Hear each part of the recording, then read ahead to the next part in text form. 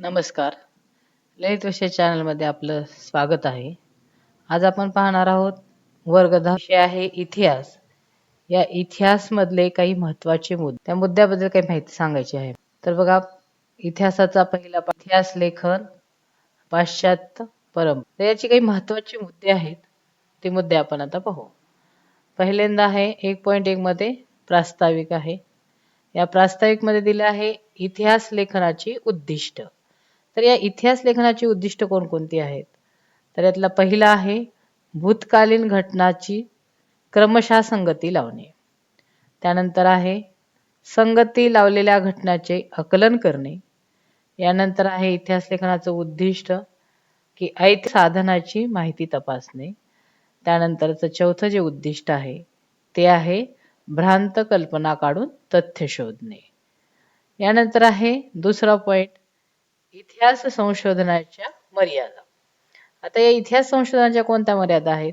यातली पहिली मर्यादा आहे वैज्ञानिक ज्ञानशाखाप्रमाणे इतिहास संशोधनात प्रायोगिक पद्धती व प्रत्यक्ष निरीक्षण याचा वापर करता येत नाही.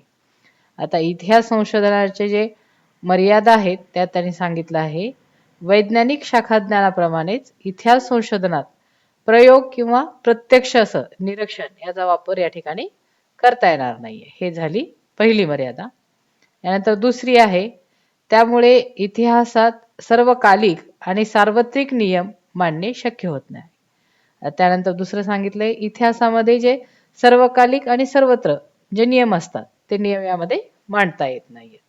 यांचं तिसरं आहे घटना घडून गेलेल्या असल्याने इतिहासात घटना घडून गेलेल्या असल्याने त्या घटनाची पुनरावृत्ती करता येत नाही. त्यामुळे इतिहास संशोधनाचे मांडलेले निष्कर्ष व नियम पुन्हा पुन्हा सिद्ध करता येत नाहीत.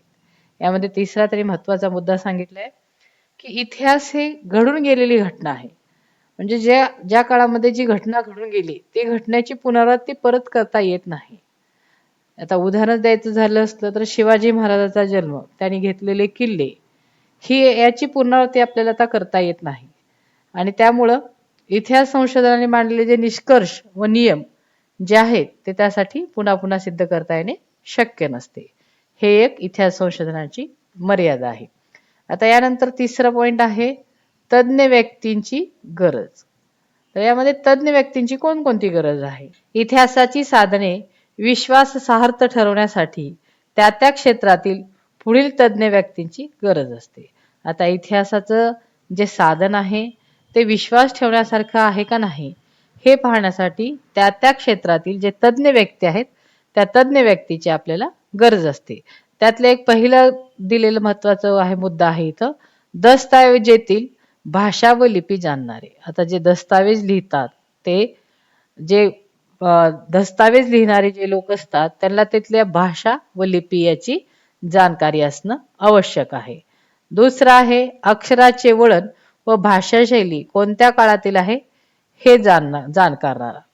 म्हणजे दुसरा मुद्दा त्यांनी असा दिलाय जे अक्षराचं वळण आहे, जे इतिहासाची जी भाषा वापरली आहे ती भाषाशैली ही कुठल्या काळातली आहे आणि ते जाणणारे एक जाणकार पाहिजे. नंबर 3 दिला आहे दस्तऐवजी वापरलेल्या कागदाचा निर्मितीचा काळ जाणणारा तज्ञ. आता हे दस्तावेज आहे यामध्ये जो कागद वापरला आहे तो कागद कुठल्या काळातल्या निर्मितीचा आहे हे जाणणारे एक तज्ञ असणं आवश्यक आहे. चौथा पॉइंट आहे अधिकारदर्शक मुद्राचा अभ्यास करणारे अभ्यासक. जे अधिकारदर्शक मुद्रा आहेत त्याचा त्यांना परिपूर्ण अभ्यास केलेला असणारे एक अभ्यासकार यासाठी आपल्याला पाहिजे. आणि पाचवा आहे दस्तऐवजेतील संदर्भाचा माहितीचा अभ्यास करणारे इतिहास तज्ञ. आता जे दस्तावेज जे कागदपत्र आहे त्याचा संदर्भ आणि त्याची माहिती या दोन्हीचा पण अभ्यास करणारे एक इतिहास तज्ञ असणं आपल्याला आवश्यक आहे. आता यानंतरचा पाहू आपण चौथा मुद्दा आहे इतिहास संशोधनाच्या पद्धती. तर या इतिहास संशोधनाच्या पद्धती कोणत्या आहेत? इतिहास संशोधन पद्धतीच्या व मांडणाऱ्या पायऱ्या. आता इतिहास संशोधन जे आहे त्या पद्धती मांडणाऱ्या त्याच्या काही पायऱ्या दिलेल्या आहेत. त्यातली पहिली पायरी पाहू आपण. यातली पहिली पायरी आहे ऐतिहासिक साधनाचे संकलन व तौलानिक विश्लेषण करणे. ऐतिहासिक साधन जे आहे त्याचं संकलन करणं व ते तौलनिक पद्धतीने त्याचं विश्लेषण करणं, हे एक महत्वाचा मुद्दा आहे. यानंतर दुसरा आहे संकलित माहितीचे संदर्भ तपासणे. जी आपण माहिती गोळा केली त्या माहितीचा संदर्भ गोळा करणे, हे एक महत्वाचं आहे. त्यानंतर आहे स्थल कालात्मक संदर्भ व संकलात्मक माहितीचे आकलन करणे. जे स्थळ, जे काळ, जे संदर्भ दिले ते सगळे त्याची माहिती करून त्याचं आकलन करणं, म्हणजे ते कसं आहे काय नाही हे त्याला पाहण्याचा प्रयत्न करणं. यानंतर आहे ऐतिहासिक साधनाचे चिकित्सक संशोधन करणे. जे ऐतिहासिक साधन आहे त्याचे बारीकपणे चिकित्सा करून त्याचं संशोधन करणं, हे एक इतिहास संशोधन पद्धत मांडण्याची पद्धत आहे. त्यानंतर शेवटचं आहे संभाव्य सिद्धांताची मांडणी केली करणे. जे संभाव्य सिद्धांत दिसतात त्या संभाव्य सिद्धांताची त्या ठिकाणी मांडणी करणं, हे एक महत्वाचं आहे. यानंतर पाचवा पॉइंट आहे इतिहास संशोधनाच्या सहाय्यभूत असणाऱ्या शाखा व संस्था. आता इतिहास संशोधनासाठी ज्या काही शाखा आहेत, ज्या काही संस्था आहेत, त्या कशाशी सहाय्यभूत आहेत हे पाहणे महत्वाचं आहे. यातलं पहिलं आहे पुरातन तत्व शाखा, दुसरं आहे अभिलेखागार संस्था, तिसरा आहे हस्तलिखित अभ्यास शाखा, 4 आहे अक्षरवाटिका शास्त्र शाखा, 5 भाषा रचनाशास्त्र शाखा, 6 नानकशास्त्र शाखा आणि 7 वंशावळीचा अभ्यास. असे हे इतिहास संशोधनाचे शाखा आणि संस्था आहेत. यातली पहिली आहे पुरातन तत्व, त्याच्यामध्ये नंतर दुसरी आहे अभिलेखागार कसा आहे, तिसरी आहे हस्तलिखितांचा अभ्यास करणारी एक शाखा असती, चौथा आहे अक्षरवाटिका शास्त्र शाखा आहे, पाचवा आहे भाषा रचनेची एक शाखा आहे आणि 6वं नानकशास्त्र म्हणून एक शाखा आहे आणि 7वं वंशावळीचा अभ्यास आहे. तर इतिहास संशोधनाच्या सहाय्यभूत होणाऱ्या शाखा कोणत्या व किती, असा जर प्रश्न आपल्याला आला तर त्या शाखा 7 आहेत आणि कोणकोणत्या आहेत हे आपल्याला लक्षात ठेवता आलं पाहिजे. आता यानंतर एक पॉइंट एक पाहू आपण, इतिहास लेखनाची परंपरा. आता इतिहास लेखन व इतिहासकार यामध्ये काय दिलेलं आहे, वेळोवेळी मिळालेल्या पुराव्याचे चिकित्सापूर्वक संशोधन करून भूतकालीन घटनाची मांडणी करणारे लेखन पद्धतीला इतिहास लेखन असे म्हणतात. आता या ठिकाणी त्यांनी सांगितलं आहे इतिहास लेखन म्हणजे काय, इतिहास लेखन कशाला म्हणतात, तर प्रत्येक वेळी मिळालेल्या पुराव्याची चिकित्सक पुरे संशोधन करायचं आणि त्याने भूतकाळातील मांडलेली घटना त्याची लेखन पद्धती करणं, यालाच आपण इतिहास लेखन असे म्हणतो. यानंतरचा दुसरा पॉइंट आहे इतिहासाची चिकित्सापूर्वक मांडणी करणाऱ्या संशोधनाला इतिहासकार म्हणतात. आता पहिल्यांदा आपण पाहिलं इतिहास लेखन म्हणजे काय, यानंतर आपल्याला पाहायचं आहे इतिहासकार म्हणजे काय. तर इतिहासकार म्हणजे काय, तर इतिहासाची चिकित्सकपूर्व मांडणी करणारे जे संशोधक असते त्याला आपण काय म्हणतो, इतिहासकार म्हणतो. आता यातलं पाहू आपण इतिहास लेखन म्हणजे काय. इतिहासकाराला वाचकापर्यंत जे पोहोचायचे आहे त्या भूतकालीन घटनाची तो निवड करत असतो. आता इतिहासकार काय करतो, वाचणाऱ्यापर्यंत ते इतिहास पोहोचायचं असतं, म्हणून तो त्या काळातील भूतकाळात ज्या घटना घडून गेलेल्या आहेत त्या घटना तो निवडण्याचा प्रयत्न करत असतो. यानंतर नंबर 2 आहे इतिहासकाराने निवडलेल्या घटना आणि त्यांचा वैचारिक दृष्टिकोन यावर त्यांची लेखनशैली निश्चित होत असते. आता जो इतिहासकार आहे त्याने निवडलेली घटना आणि त्याच्या विचाराचा जो दृष्टिकोन, या दोन्हीवर त्यांची काय असती, लेखनाची शैली ही अवलंबलेली असते. यानंतर तिसरा आहे प्राचीन काळात इतिहास लेखनाची परंपरा जगभर नव्हती. अगोदरच्या जो प्राचीन काळ होता त्या प्राचीन काळामध्ये इतिहास लेखनाची जी परंपरा आहे ती पूर्ण जगभर नव्हती. नंबर 4 सांगितलं आहे वडीलधाऱ्याकडून ऐकलेल्या पूर्वजांच्या पराक्रमाच्या गोष्टी, कहाण्या, गीत व पोवाडे, गुहचित्रे याद्वारे भूतकालीन स्मृतीचे जतन केले जाते. आता बघा आपण जेव्हा आपल्या पूर्वजाकडून ऐकतो, पराक्रमाच्या गोष्टी ऐकतो, गाणे ऐकतो, गीत ऐकतो, पोवाडे ऐकतो, एखादी गुहाचित्र दिसतं, त्यावरून आपल्याला काय होतं, त्या काळातील ते भूतकाळातील स्मृतीचे जतन केले आहे असे आपल्या लक्षात येते. शिवाजी महाराजाचा पोवाडा, तानाजी महाराजाचा पोवाडा, या सगळ्या पोवाड्यातून आपल्याला त्यांनी केलेल्या कामगिरीची माहिती लक्षात येते. हे उदाहरण का तर तुम्हाला सांगितलं. यानंतर 5वा आहे आधुनिक इतिहास लेखनात याच गोष्टी इतिहासाची साधने झाली आहेत. आता आत्ताच्या आधुनिक इतिहास लेखनामध्ये या ज्या गोष्टी आहेत ह्या संपूर्ण गोष्टी म्हणजे इतिहास लेखनाची साधने झाली. आता हे पाठ्यक्रमांक पुस्तकातली माहिती तुम्हाला दिलेली आहे. ही माहिती फक्त मी वाचून दाखवते. फ्रान्समधील प्राचीन शिलालेख. फ्रान्समधील लुव्र संग्रहातील सुमारे 4500 वर्षापूर्वीचा सुमेर संस्कृतीच्या काळातील सर्वाधिक प्राचीन शिलालेख ठरवला जातो. सुमेर साम्राज्यातील राज्याची युद्ध, संघर्ष यांची नोंद व योद्धाची चित्रे या शिलालेखावर कोरलेली आहेत. ऐतिहासिक घटनाच्या लिखित नोंदी करण्याच्या परंपरेची सुरुवात मेसोपोटेमियातील सुमेर संस्कृतीमध्ये झाली. ही दिलेली एक थोडक्यात माहिती आहे. फ्रान्समधील जे प्राचीन शिलालेख आहेत त्याबद्दलची दिलेली ही माहिती आहे. यानंतर 1.2 पाहू आपण आधुनिक इतिहास लेखन. आता आधुनिक इतिहास लेखन म्हणजे काय याबद्दलची माहिती व त्याचे वैशिष्ट्य कोणते हे आपण आता थोडक्यात पाहू. यातील पहिलं आहे, या लेखन पद्धतीत प्रश्नाची मांडणी सुयोग पद्धतीने होते म्हणून ही शास्त्रशुद्ध आहे.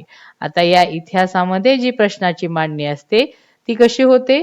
सुयोग होते, सुयोग पद्धतीने होते म्हणून ही शास्त्रशुद्ध आहे असं मानलं जातं. आता यानंतर दुसरा पॉइंट आहे, यातील प्रश्न हे मानव केंद्रित असून त्या काळात झालेल्या मानवी कृती संबंधात असतात.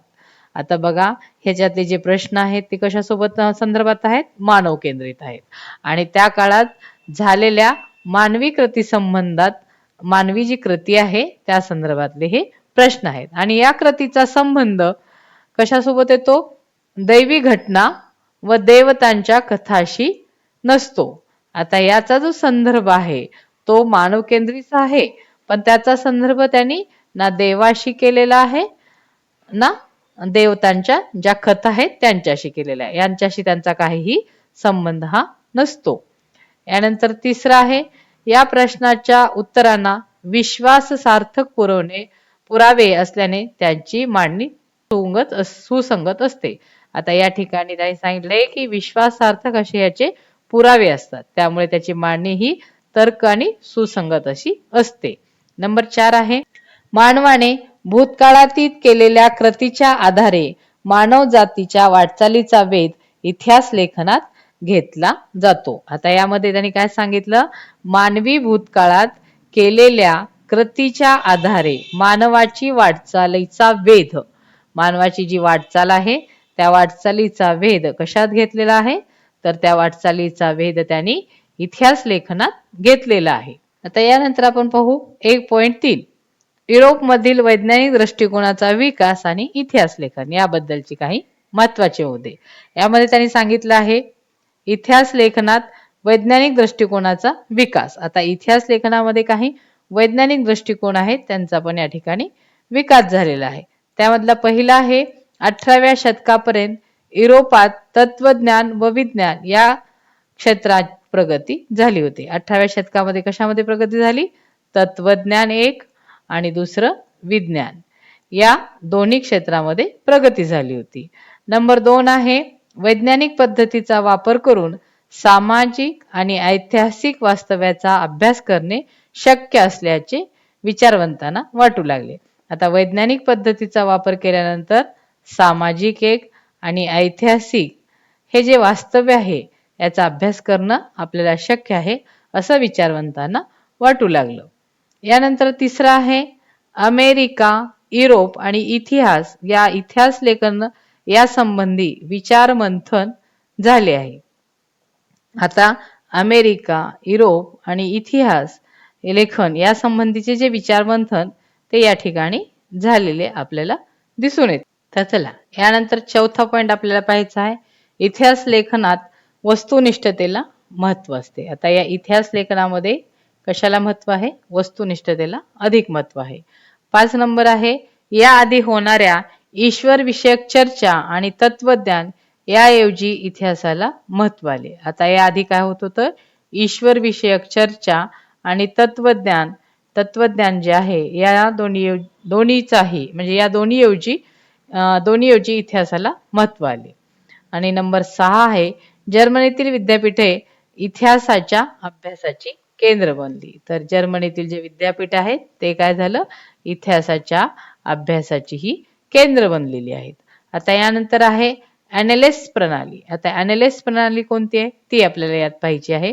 यातला पहिला क्रमांक आहे 20व्या शतकाच्या सुरुवातीस फ्रान्समध्ये ही एनालिस्ट ही इतिहास लेखनाची नवीन प्रणाली उदयास आली. आता यामध्ये त्यांनी सांगितले कधी 20व्या शतकाच्या सुरुवातीला फ्रान्समध्ये. तर ही एनालिस्ट पद्धती कुठं आली तर ही फ्रान्समध्ये आली. हे आपल्याला लक्षात ठेवावं लागेल. त्यानंतर सांगितले त्यांनी नवीन प्रणाली आपल्याला उदयास आली. त्यानंतरचा आहे इतिहासाचा अभ्यास म्हणजे फक्त राजकीय घडामोडी, राजे व त्यांचे युद्ध, महान नेते एवढ्यापुरती मर्यादित नसतो असा विचार पुढे आला. आता इतिहासाचा अभ्यास म्हणजे त्यातील राजकीय घडामोडी व त्यांचे राजे व त्यांचे युद्ध, महानेते एवढ्यापुरतं ते मर्यादित नाही असा विचार यामध्ये पुढे आला. यानंतर तिसरा आहे तत्कालीन हवामान, स्थानिक लोक, शेती व व्यापार, तंत्रज्ञान, दळणवळण व संपर्काची साधने, सामाजिक विभागणी व सामूहिक मानसिकता यांचाही अभ्यास करणे महत्वाचे मानले जाऊ लागले. त्यात त्यांनी काय सांगितलं की त्यातलं तत्कालीन हवामान कसं आहे, स्थानिक लोक कसे आहेत, शेती कशी आहे, व्यापार कसा आहे, तंत्रज्ञान कुठल्या पद्धतीचं आहे, दळणवळणाची कोणती साधने आहेत व संपर्काची कुठली साधने आहेत, सामाजिक अशी विभागणी, या समूहाची जी मानसिकता आहे याचाही अभ्यास करणे हे यालाही महत्वाचे मानले जाऊ लागले. आता यानंतरचा आहे चौथा, यामध्ये प्रणालीचा विकास झाला. आता यामध्ये कुठली प्रणालीचा विकास झालेला आहे तर चौथा आहे या प्रणालीचा विकास प्रथम फ्रेंच इतिहासकारांनी केला आहे. तर आता ही जी प्रणाली आहे तर या प्रणालीचा जो विकास झालेला आहे तो या फ्रेंच इतिहासकारांनी केलेला आहे. यानंतरचा तिसरा पॉइंट आहे स्त्रीवादी इतिहास लेखन. तर यामध्ये काही स्त्रीवादी इतिहास लेखन आहेत ते कोणकोणते आहेत पाहूया आपण. तर यातलं पहिलं आहे स्त्रियाच्या दृष्टिकोनातून केलेली इतिहासाची पुनर्रचना ही स्त्रीवादी इतिहास लेखनाची भूमिका आहे. आता स्त्रियाच्या दृष्टिकोनातून जी इतिहासाची पुनर्रचना केलेली आहे ती पुनर्रचना म्हणजे स्त्रीवादी इतिहास लेखनाची भूमिका आहे, इतिहास लेखनाची भूमिका आहे. नंबर 2 आहे ही भूमिका फ्रेंच विदुषी सिमॉन द बोहन यांनी प्रथम मांडली. आता ही भूमिका फ्रेंचचे कोण आहेत विदुषी सिमॉन द बोहन ह्याने प्रथम मांडलेली आहे. त्यानंतर तिसरा आहे त्यानंतर स्त्रीवादी इतिहास लेखनात स्त्रियांचा अंतर्भाव केला गेला. आता यानंतर काय केला स्त्रीवादी लेखन आहे, स्त्रीवादी जो इतिहास आहे त्यामध्ये स्त्रियांचा जो अंतर्भाव आहे याबद्दलचा अंतर्भाव यामध्ये मांडला गेला. त्यानंतर चौथा आहे पुढील काळात स्त्रियांशी संबंधित रोजगार, ट्रेड युनियन्स, संस्था, कौटुंबिक जीवन इत्यादी सार्वजनिक बाबीवर संशोधन सुरू झाले. यानंतर काय झालं पुढील काही काळामध्ये स्त्रियांच्या संबंधित रोजगार, त्यांचे ट्रेड युनियनची जी संस्था आहे त्या संस्थेचे, कौटुंबिक जीवन त्या संस्था व त्यातली काही कौटुंबिक जीवन इत्यादीचा सर्वांगीण बाबीवर संशोधन हे सुरू झाले. आणि पाचवा आहे 1990 नंतर स्त्री हा एक स्वतंत्र सामाजिक वर्ग मानून इतिहास लिहिण्यावर भर दिला जाऊ लागला. म्हणजे इसवी सन 1990 मध्ये काय झालं स्त्रियांसाठी एक स्वतंत्र असा एक सामाजिक वर्ग निर्माण झाला आणि त्यानंतर त्यावर इतिहास लिहिण्यासाठी भर दिला जाऊ लागला. यानंतर आहे 1.4 युरोपमधील महत्वाचे विचारवंत याबद्दलची माहिती. यातले तक्ते दिलेले आहेत. त्या पहिल्या तक्त्यात आहे क्रमांक नंबर 1, दुसरा आहे विचारवंताचं नाव, त्यानंतर ग्रंथाचं नाव आणि देश आणि त्याबद्दलची माहिती. तर रेनार्ते यांचा जन्म कधी झाला 1596 आणि मृत्यू 1650. त्यांनी ग्रंथ कुठला लिहिला on the method, discourse on the method हे आणि ते कुठल्या देशाचे होते तर ते फ्रान्स मधले होते. त्यांची ऐतिहासिक विचारसरणीची माहिती कशी होती ऐतिहासिक साधनाची विशेषतः कागदपत्राची विश्वासार्हता तपासून घेणे आवश्यक होते ही त्यांची विचार व माहिती आहे. आणि दुसरी कुठली आहे एखादी गोष्ट सत्य आहे असे खात्रीने प्रस्थापित होत नाही तोपर्यंत तिचा कदापि स्वीकार करू नये. आपल्याला एखादी जर गोष्ट सांगितली तर त्या गोष्टी खऱ्या आहेत की खोट्या आहेत याची आपण शहानिशा करणे, तपासणी करणे, याच्यावर खात्री पटवून घेणे आणि नंतरच त्याचा स्वीकार करणे, हे पण या इतिहासकाराने आपल्याला सांगितलं आहे. आता यानंतरचा दुसरा विचारवंत आहे होल्टर. हॉल्टरचं काय झालेलं आहे, जन्म 1694 ला आणि मृत्यू 1778 ला. ह्या ग्रंथाचं नाव काय, कॅन्डिडेट. कॅन्डिडेट हा त्यांनी ग्रंथ लिहिला आहे, ते मूळ फ्रान्सचे आहेत. आता त्याची वैचारिक माहिती कोणती आहे बघा. नंबर 1 सांगितले त्यांनी, इतिहास लेखनात केवळ वस्तुनिष्ठ व सत्य या घटनाचा कालक्रम यावरच लक्ष केंद्रित करू नये. वस्तुनिष्ठ आणि सत्य जे घटना आहेत, या घटनाचा जो कालक्रम आहे यावरच लक्ष आपण केंद्रित करायचं नाहीये. त्यानंतर त्यांनी सांगितले दुसरं, तत्कालीन समाज परंपरा, व्यापार, आर्थिक व्यवस्था, शेती इत्यादी बाबतचाही विचार केला पाहिजे. त्यानंतर त्यांनी सांगितले की समाज परंपरा कोणती आहे, व्यापार कसा आहे, आर्थिक व्यवस्था कशी आहे, त्यांची शेती कशी आहे, या इत्यादी सर्व बाबीचा विचारही यामध्ये आपल्याला केला पाहिजे. नंबर 3 सांगितले आहे त्यांनी, इतिहासाची मांडणी करताना मानवी जीवनाचा सर्वांगीण विकास व्हायला हवा. आता जेव्हा आपण इतिहासाची मांडणी करतो तेव्हा त्या इतिहासाची मांडणी करताना मानवी जीवन कसं आहे, मानवी जीवनाचा सर्वांगीण विचार हा व्हायलाच हवा. नंबर 4 आहे हॉल्टेरियर, याने आधुनिक इतिहास लेखनाचा जनक असे म्हणतात. जर समजा प्रश्न असा आला की आधुनिक इतिहासाचे जनक कोणाला म्हणतात, तर त्यावेळेस आपल्याला उत्तर हे असं लिहिता आलं पाहिजे की आधुनिक इतिहासाचे जनक कोणास म्हणले जाते, तर ते आहेत होल्टर. यानंतर तिसरा आहे जॉर्ज विलियम, यांचा जन्म झाला आहे 1770 आणि मृत्यू 1831. यांनी काय केले, ग्रंथ कोणता लिहिला, अनसायक्लोपीडिया ऑफ फिलॉसॉफिकल सायन्स हा एक ग्रंथ लिहिला त्यांनी. आणि दुसरा आहे रिझन इन हिस्ट्री. हे 2 ग्रंथ यांनी लिहिलेले आहेत. हे मूळचे आहेत जर्मनचे. तर त्यांचे विचार माहिती बघू आपण.